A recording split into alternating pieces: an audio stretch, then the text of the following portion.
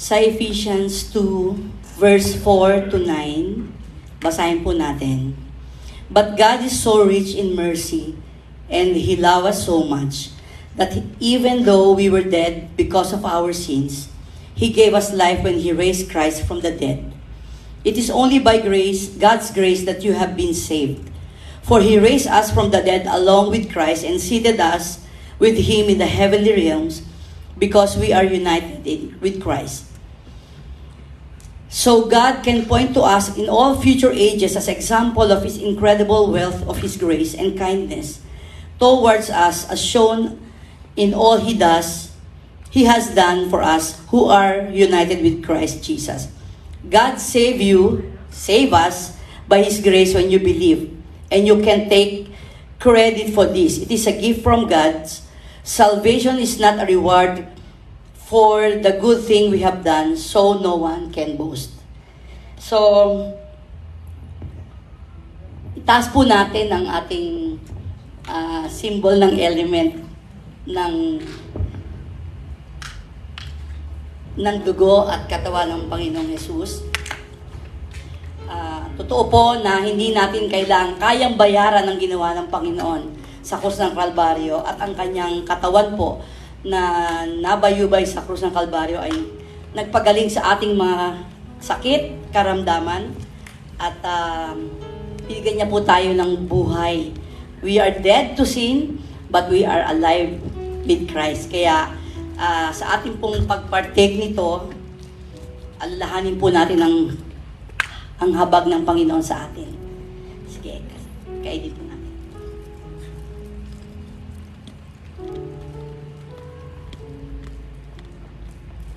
Ganun din po, ang simbolo ng dugo ng Panginoon, kung walang shedding of the blood, there's no forgiveness. Kaya nagpapasalamat tayo sa Panginoon dahil sa dakilang pag-ibig ng Diyos sa atin na hindi niya nakita ang ating mga kasalanan, kundi ang dugo ng kanyang anak na si Jesus na nagbayad ng lahat ng ating mga kasalanan. Kaya inumin po natin ang simbolo ng dugo ni Kristo.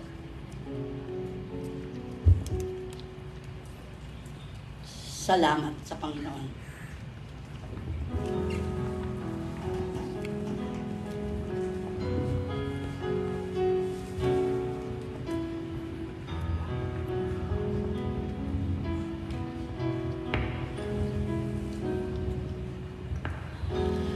Habang hindi karapat-dapat, pagkukulan ng habag at wagas mo pagsinta.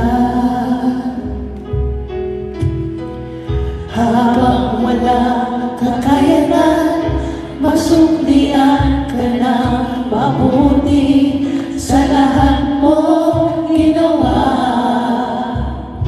Niyakap mo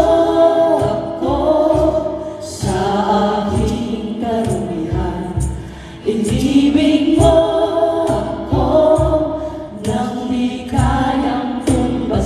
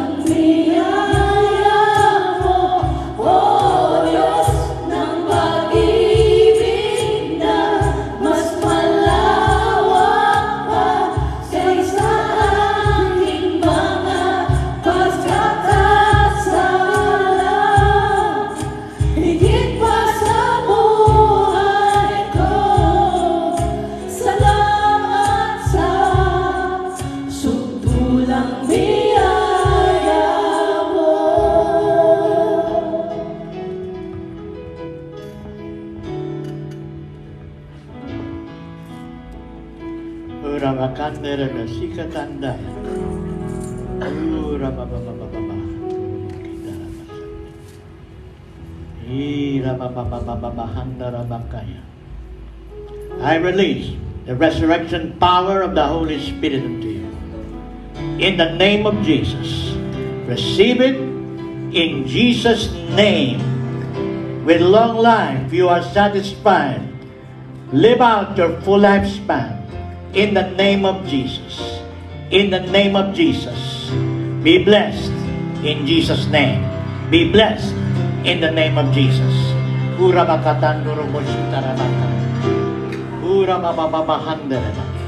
And everyone under the sound of my voice, right here, I release unto you the resurrection power of the Holy Spirit, that you may all live out your full lifespans if the rapture tarries.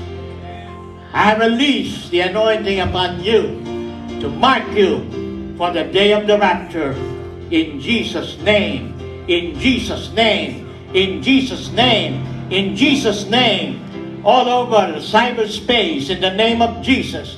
I release it now in Jesus' name.